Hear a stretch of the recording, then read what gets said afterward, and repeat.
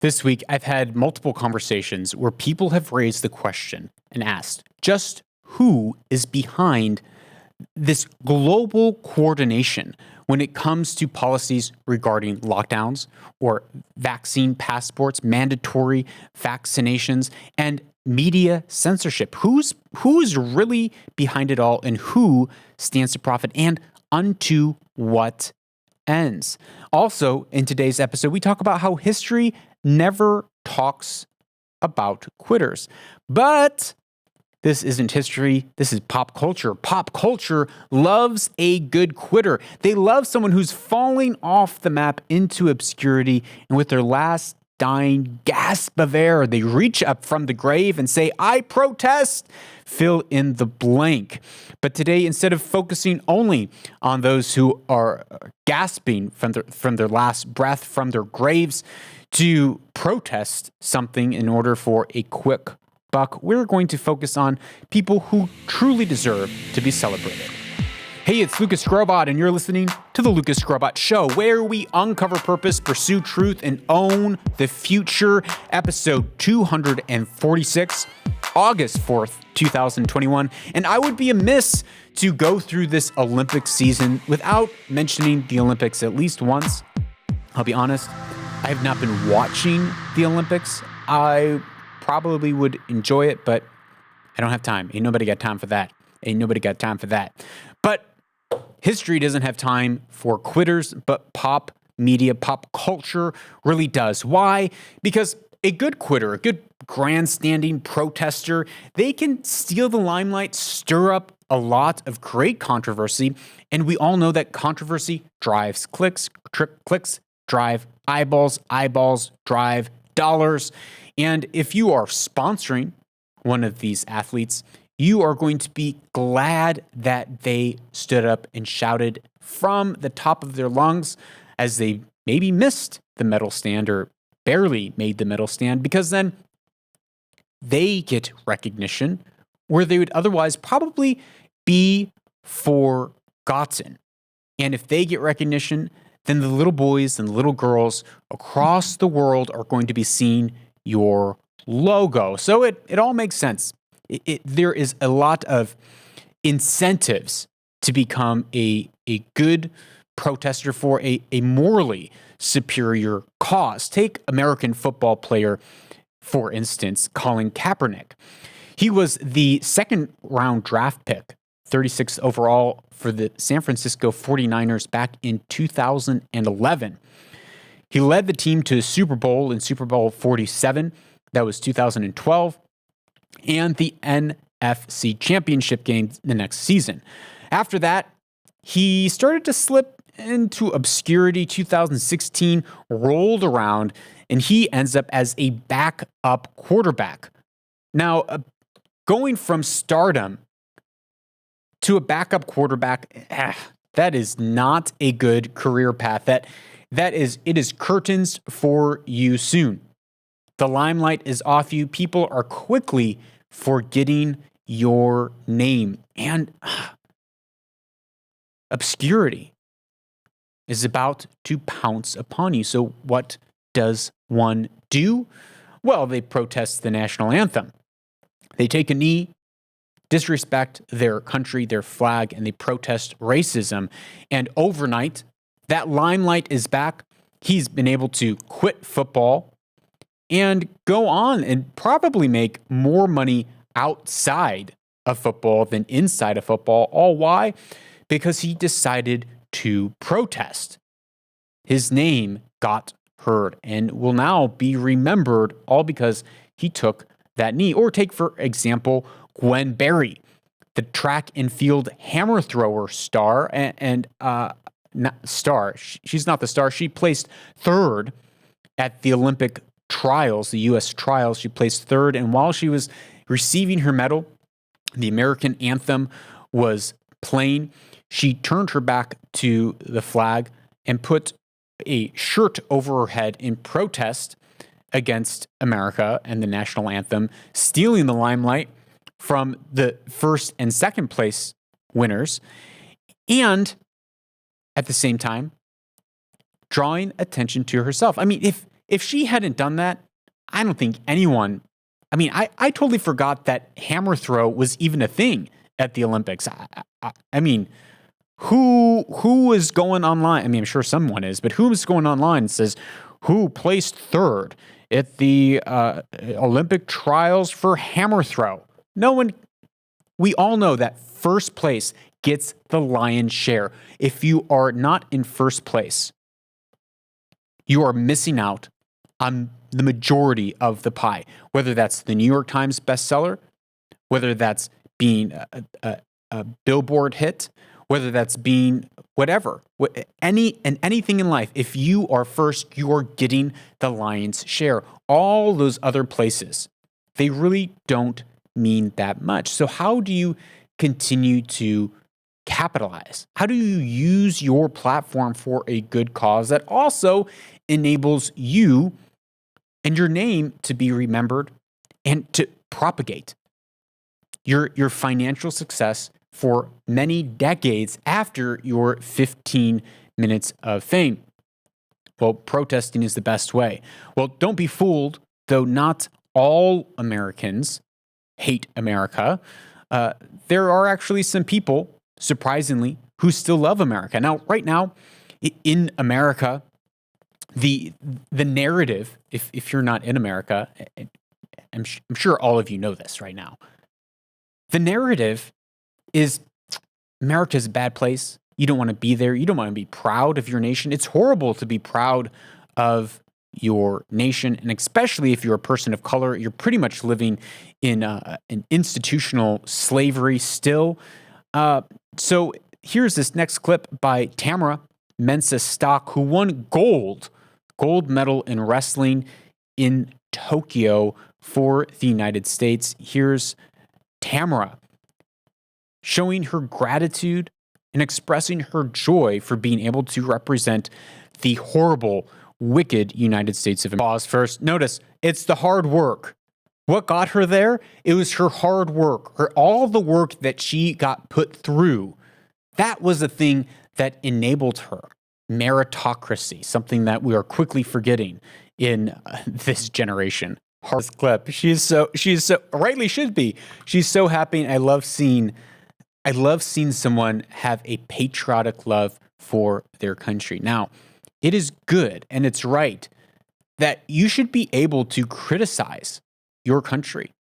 You should be able to look at whether it's your country or your faith or your family or yourself, and you can see your defects, you see your flaws, and you can say, those things here, these things in my own personal life, I missed it here, missed it here, missed it here. Here's the ideal I want to live up to. I'm going to confess my shortcomings, look at it, not just say that it doesn't exist, but then I'm going to work to live up to a higher ideal, while at the same time, you can still love your nation. You can love your nation. You can love your faith while still being able to criticize it. You can love your family or your parents or yourself while still being able to admit that there are areas that we need to work on. And that goes for every country across the globe. But there is something that is good and right about a healthy level of patriotism for whatever nation or culture you are from. And I just love seeing that here, especially in a time where people are taught to not love your nation, to not love your heritage, to not love your background. Well, at the Olympics, there were two other, I'm sure there's more, but there's at least two other people who decided to protest. Now, if you remember Gwen Berry, who did qualify for the Olympics, she said that if she had made the medal stand, that she was going to protest despite the Olympic regulations. She did not make the medal stand, so I guess she won't be able to protest. The U.S. women's soccer team, if you remember, they took a knee and protested the national anthem before their game. Well, they're out of the running for a gold medal. They lost to Canada and they also lost to Sweden, I believe. And that was quite laughable. But here's a not so American-centric story.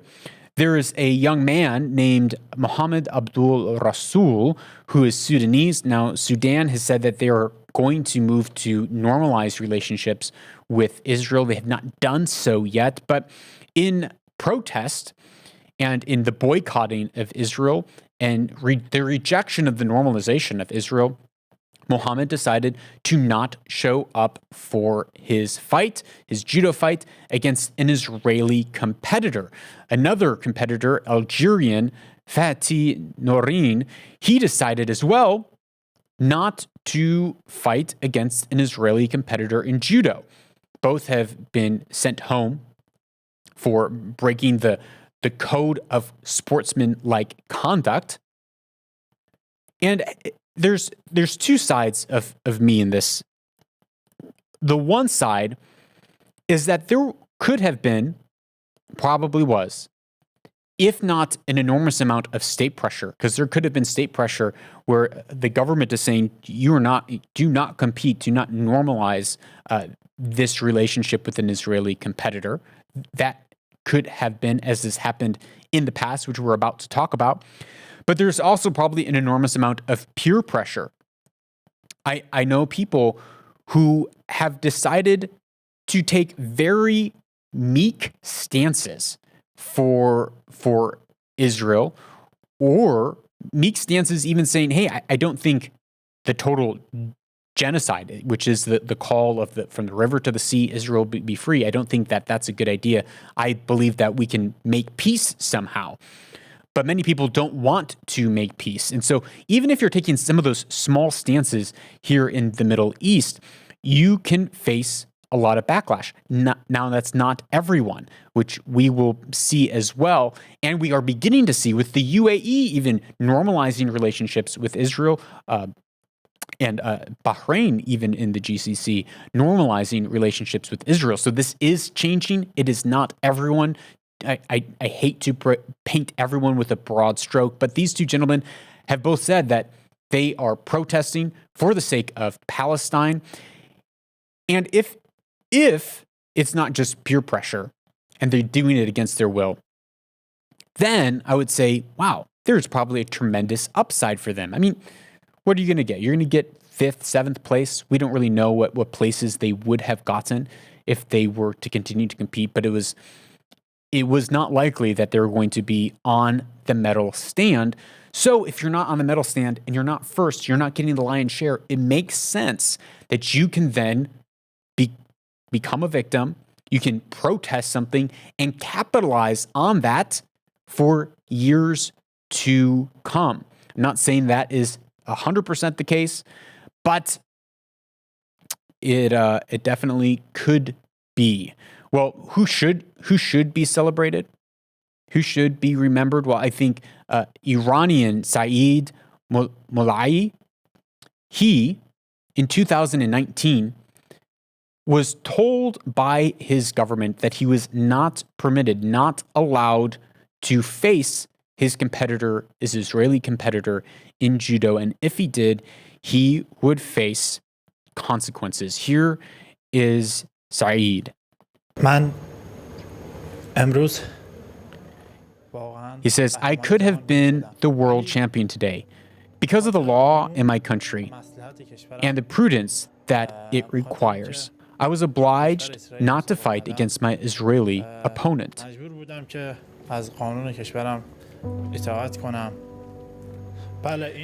This is the law.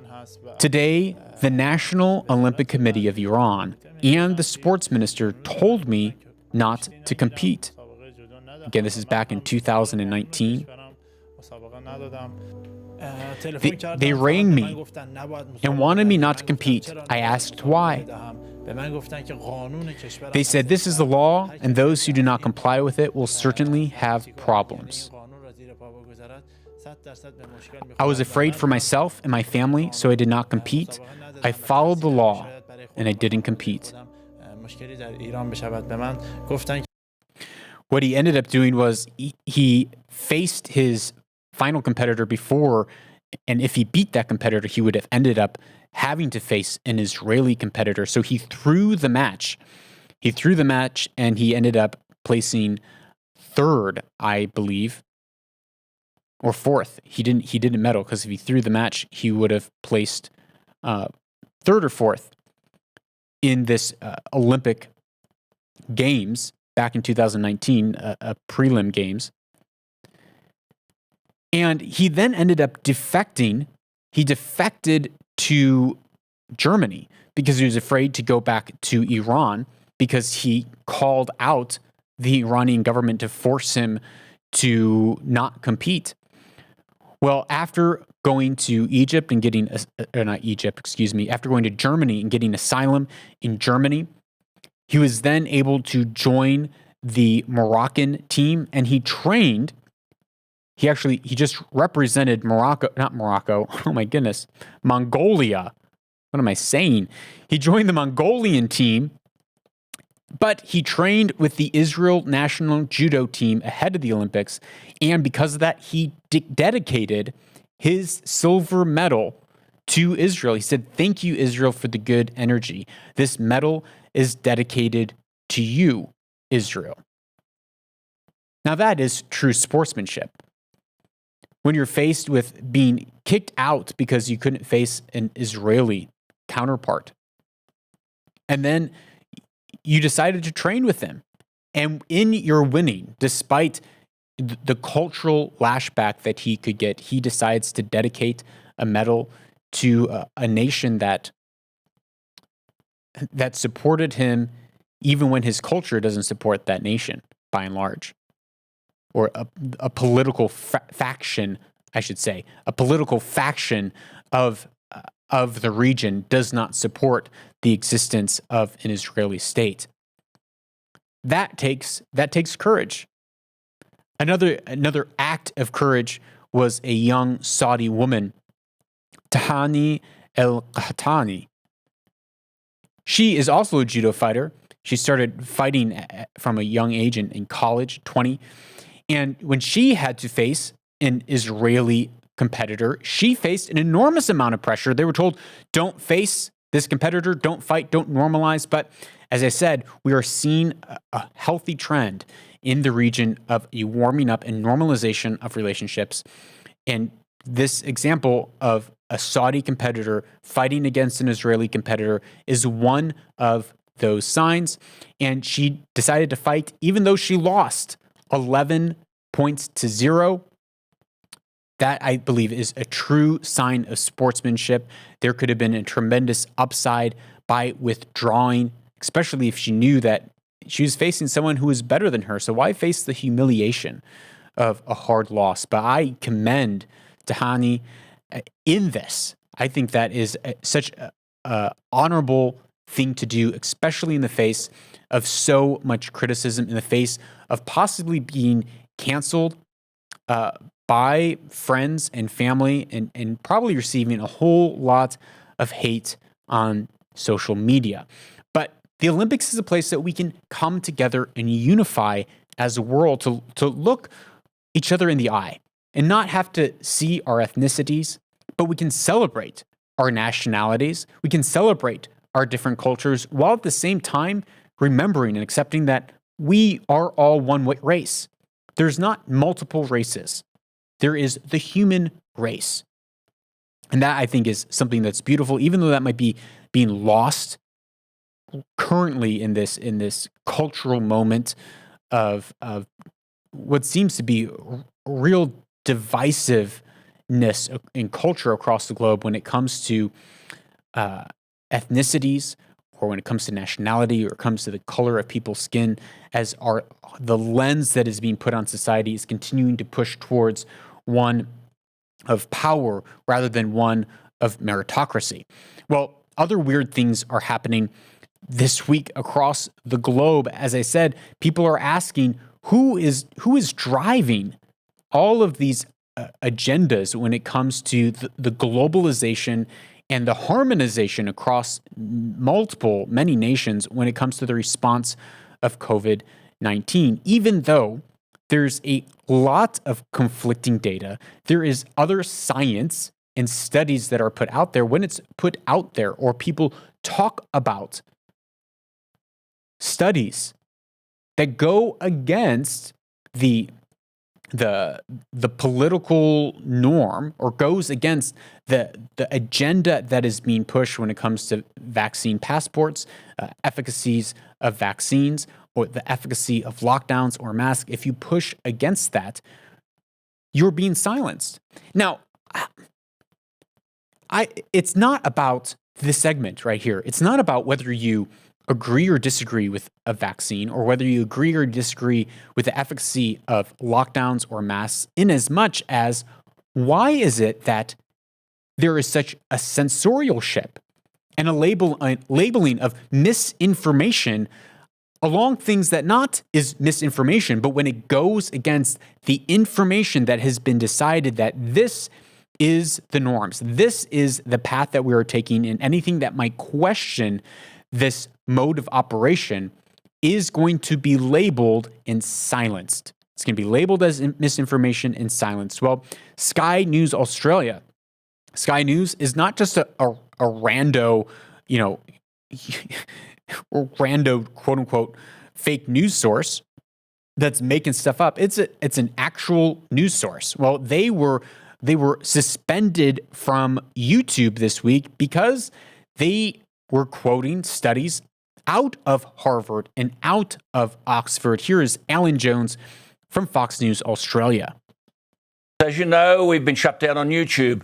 I'm not going to make any comment or any judgments about that, except to say this. The challenge to free speech is real. We don't seem to have a leader anywhere to defend it. You won't be cancelled if you're on the left. If you're on the common sense centre-right, look out, they're after you. Believe me, I know. Those of you who are regular viewers will know that whether it's Chris Kenny, Peter Credlin, Andrew Bolt, Rita Panahi, Paul Murray or Corey Bernardi, our material is researched. The only thing is, you're apparently not allowed to quote experts from Oxford, Stanford, Harvard or Yale universities who disagree with some of the rubbish being said. And that to me is shocking. You're not able to quote research from established universities, established hubs, well-respected hubs of research like Oxford or Harvard, if it goes against the agenda. And this is why people are raising questions. This is why people are alarmed. It's not so much that I'm anti, quote unquote, I don't like this because I'm anti-vax, or I don't like this because, I'm her. It's not about that. It's not about the vaccine or not the vaccine. It's about why are we not able to have free and open dialogue and communication around this on these platforms? Why are these platforms censoring this, but not censoring other things that is also clearly actually misinformation, like the President of the United States? Remember I showed you here Joe Biden telling a town hall audience that if you're vaccinated, you won't get coronavirus. That's not correct. Was he fact-checked? Listen to this. The various shots that people are getting now cover that. You're okay. You're not going to get COVID if you have these vaccinations. Yeah. Goes all around the world, and he's wrong. And he's wrong. What is that being fact-checked? Is that being taken off of social media? Is that being flagged on YouTube? Is the White House being suspended on YouTube for that clip? Doesn't seem like it. Now, Israel, they have reinstated that even if you are fully vaccinated, and you come to Israel, you still have to do a mandatory 8-day quarantine. What does that tell you about these governments' actual belief of the efficacy of these vaccines in their ability to stop people from spreading the virus? Maybe you're not going to get it as much. Maybe, or have a higher chance of getting it. Maybe your case will actually be less. But the CDC came out with a leaked study that came out and said that, well, people who are vaccinated have the same viral load as people who aren't vaccinated and are able to spread it just as easily. And now we're seeing nations taking that into account and saying, well, you could be fully vaccinated, come over, still have the virus and still be spreading it. Therefore, you need to lock down. I have a friend here in the Middle East, him and I were talking, and he said all of his friends who got vaccinated, after they got vaccinated, they got COVID. All of them. Now, that might be anecdotal data. That's not a double-blind study. But it does make one say, wait a minute, I thought that a vaccine was so that you wouldn't be able to get this. Now, of course, the mRNA vaccines, the way that they work is different than a traditional vaccine. Many would say that it's not even a vaccine. And the arguments on the pro-vaccine side that I've heard, I'm sure you've heard as well, is that, well, you won't get it as bad or your chances are reduced. It's not 100% effective. Well, the steps that Australia is taking is very different than a place maybe like Singapore. Singapore has said, we have come to accept the reality that we now live in, which is that COVID-19 is going to be a part of our world, just like the flu is a part of our world. We're not locking down borders because of the flu. So we're not going to lock everything down. We're not going to kill our economy because of COVID. They have accepted we are never going to get to COVID zero. But there are places like in Australia where that is the goal. COVID zero is the ultimate goal. Here is reports from what is happening right now down under. The Australian Army will take to Sydney streets, assisting police in locking down 2 million residents in COVID hotspot suburbs. The Police Commissioner calling the Prime Minister for help after Sydney's worst single day since the pandemic began. 239 infections were recorded, at least 66 were infectious in the community. And tragically, there were 2 more deaths. As I said, the number 200 some odd cases doesn't seem like a whole lot to me in a metropolitan city like Sydney. But when your mindset is we must get to 0 cases, that is a goal, 0 cases, then it would make sense that if there are any sorts of rising cases, you're going to shut everything down. You're going to deploy the military. You're going to more or less establish martial law in your democratic city to control this because your goal is COVID zero and your methodology is authoritarianism.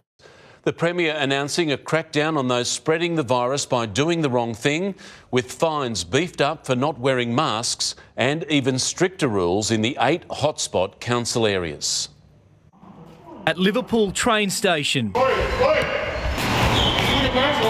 police make their presence felt.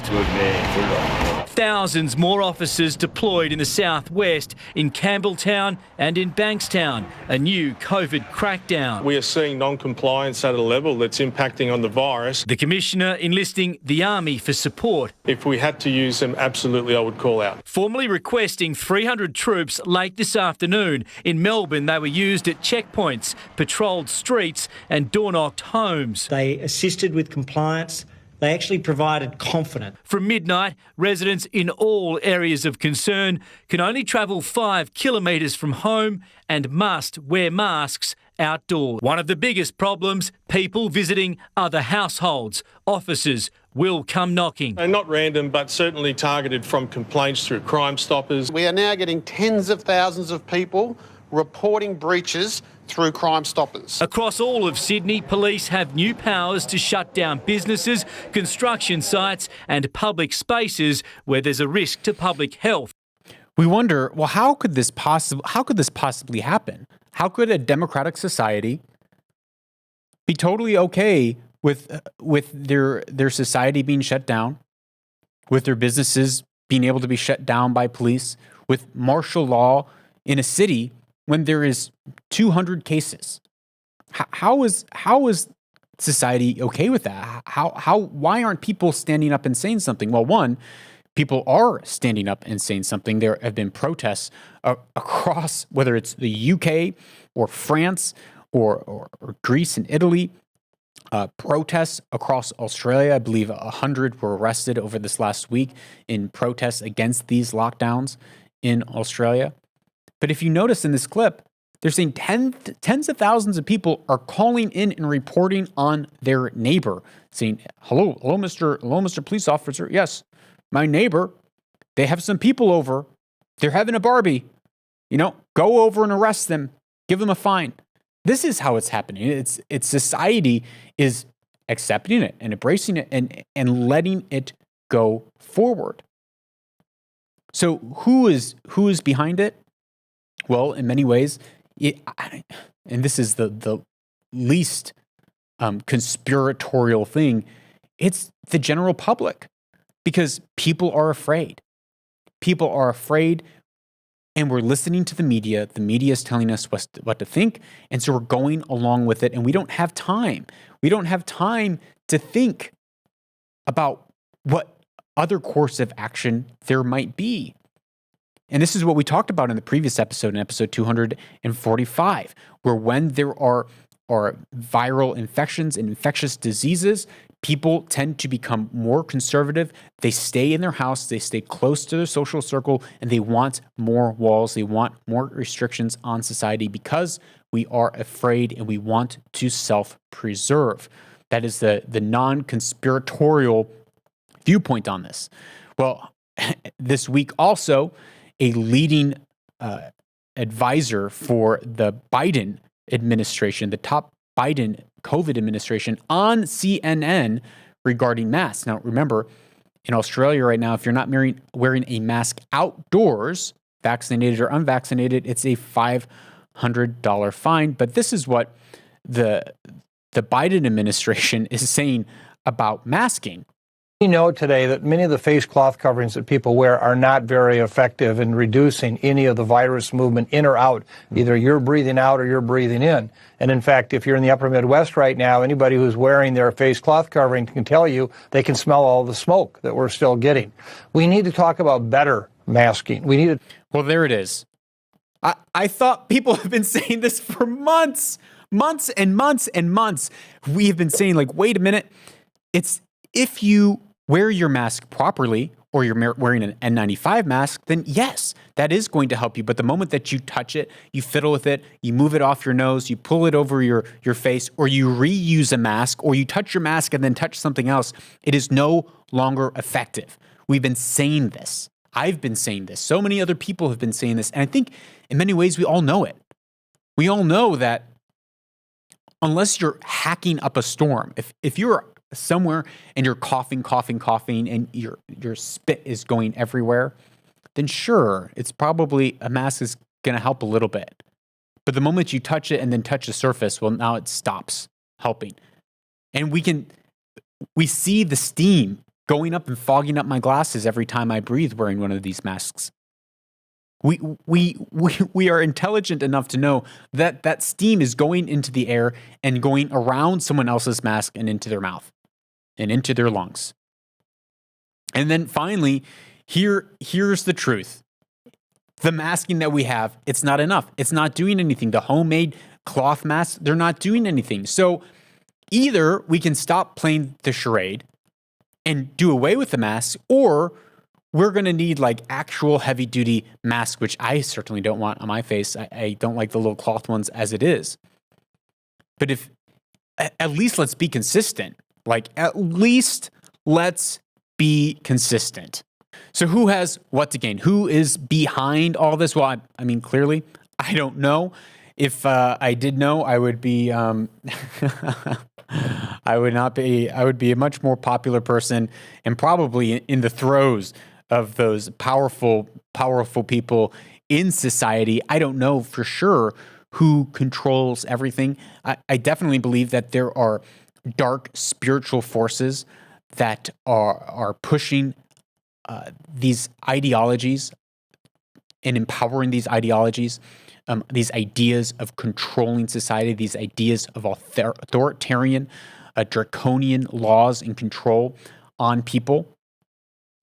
Just the psychological toll that is happening across the globe when it comes to the mental health of people from these isolations and lockdowns, as we have talked about in the previous episode as well. It's shocking. I saw one stat that said there's been 5 times more suicides among children than death from COVID from these. And so the mental toll that is having, it's dark. It's definitely dark. So there's that side. I definitely believe there is a spiritual aspect at play. The ideas that are probably more conspiratorial, and even though a lot of people would say I'm pretty conspiratorial, I do my best to stay away from conspiracies. I don't think conspiracies are always very helpful. But here's something that I found was very interesting. When it comes to who's controlling everything, who stands to benefit, well, there are 4 major companies that own most of the world's businesses. The shareholders of banks like Bank of America, JP Morgan, Citigroup, Wells Fargo, Goldman Sachs, Morgan Stanley, the Bank of NY Mellon, the majority shareholders all share these 4 corporations, these 4 companies. First one being State Street Corporation. Second, Vanguard Group. Third, BlackRock. Fourth, Fidelity. These 4 huge corporations have a controlling majority in most of the world's biggest banks. They also control many banks in Europe. They also have tax dealings and tax havens in the Cayman Islands, Monaco, etc. What's even more shocking is that the U.S. Federal Reserve is comprised of 12 banks represented by 7 board members, some of whom are representative of these big 4 groups. So in other words, State Street Corporation, Vanguard Group, BlackRock, and Fidelity, or FMR, have a controlling influence on at least the U.S. monetary policy and system. Not to mention that these big 4 have controlling shares or have a lot of power in companies like AT&T, Boeing, Caterpillar, Coca-Cola, DuPont, ExxonMobil, General Electric, General Motors, HP, Home Depot, Honeywell International, Intel, IBM, Johnson & Johnson, JP Morgan, McDonald's, Merrick, Microsoft, 3M, Pfizer, Procter & Gamble, United Technology, Verizon Communications, Walmart, Time Warner, Disney, Viacom, Rupert Murdoch's News Corporation, CBS Corporation, NBC Universal. Notice, these 4 groups have controlling shares and a lot of incentive when it comes to these vaccine creators like Pfizer, Johnson & Johnson. And they are also controlling media groups. So who stands to gain what? What is there to gain? Well, I think, of course, money is always a driving incentive, but we also know that these people have more money than they can dream of. I think the more attractive thing that people have always sought after is power. You look at Alexander the Great, you look at Octavian, you look at Genghis Khan, all of these great men, Julius Caesar, who sought to conquer the world. They were after power. It wasn't money. It wasn't riches. It was power.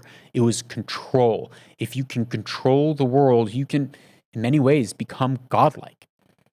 And currently, today, as we talked about, there is a push from libertarianism or a liberty worldview or mindset.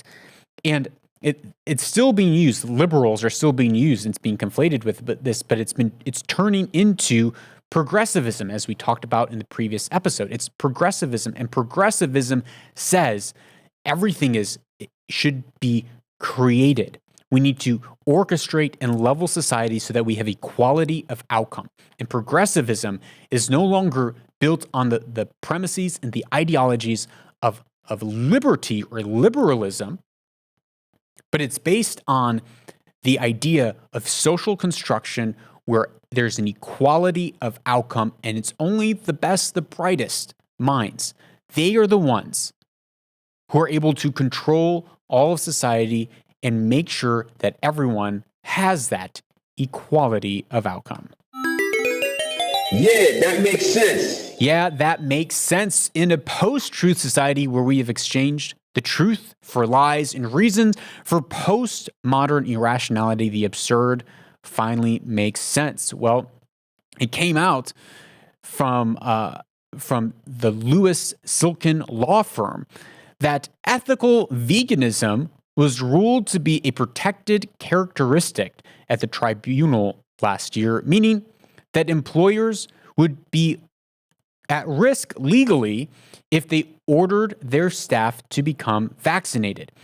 The report says that some ethical vegans may disagree with the vaccinations on the basis that they will inevitably been tested on animals. Ethical veganism has previously been found by the Employment Tribune in the UK to amount to a belief capable of being protected, says a spokesman for Lewis Silkin law firm. Although COVID-19 vaccines don't contain anything derived from animals, they were tested on animals.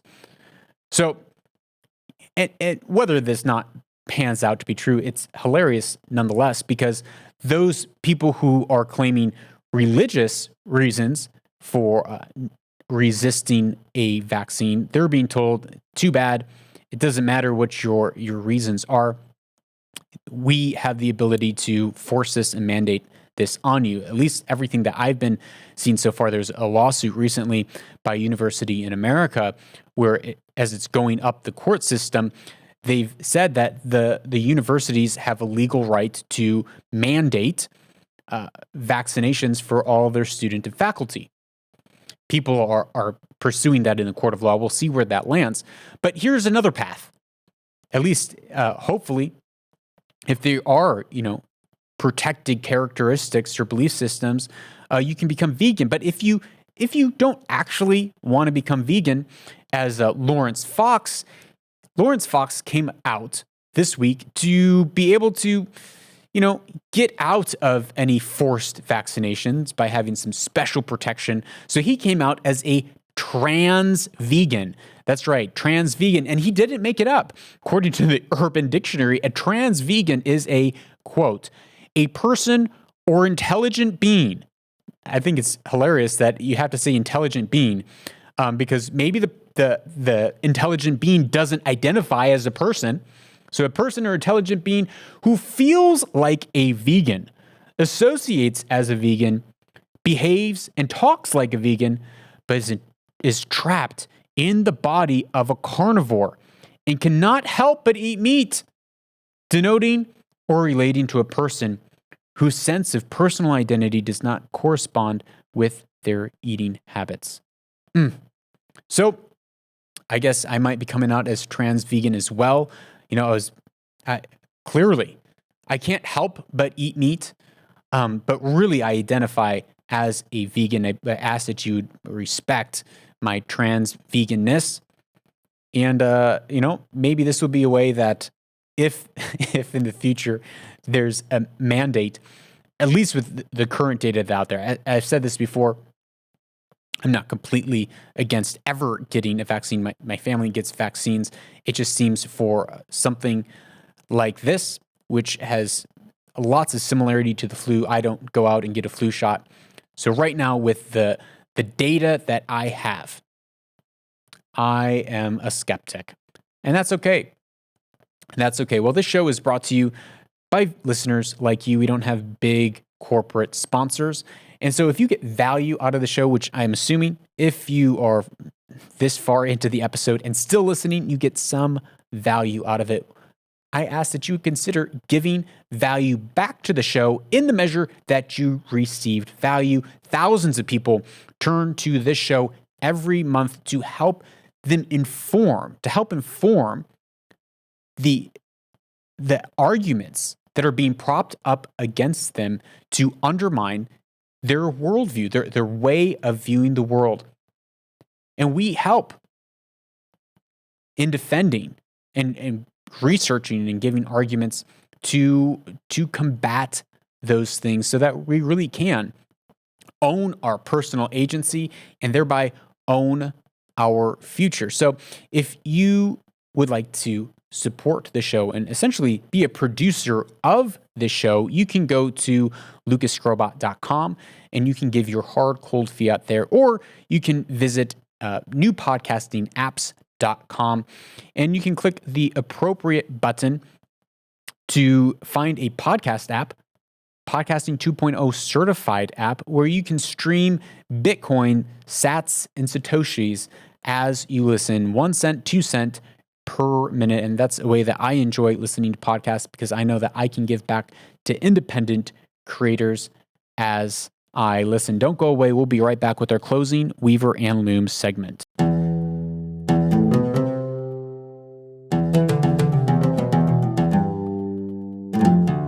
Welcome back to Weaver and Loom, a part of the show where we take ancient wisdom and we weave it in with our everyday lives so that we can own our future and weave our destinies. Today's quote comes from Solomon.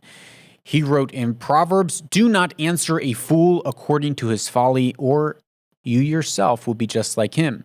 He goes on in the next proverb to say, "Answer a fool according to his folly, or he will be wise in his own eyes." Trans-veganism. I mean, how the fact that that was actually a term, that someone was trans-vegan, that they identified as vegan, even though they continued to eat meat, that was something that it was around at least all the way back in 2017. That seems to the rational human being, that seems like folly. And yet it makes perfect sense to use that argument, especially in light of the cultural climate where if you are trans, it's heaven forbid anyone says anything against you. That's, hate speech, that's discrimination. And at the same time, with the measures that are coming forth, it does seem like religious exemptions are being pushed to the wayside, but what is being brought front and center are things that are built on irrational ideologies. And it is because progressivism, and we talked about this in the previous episode, it's because progressivism is not a mutation of liberalism. Progressivism isn't liberalism got further and further and further along the political spectrum and then morphed into progressivism, morphed into extreme authoritarianism, as we were talking about in the previous episode. It's not that trajectory.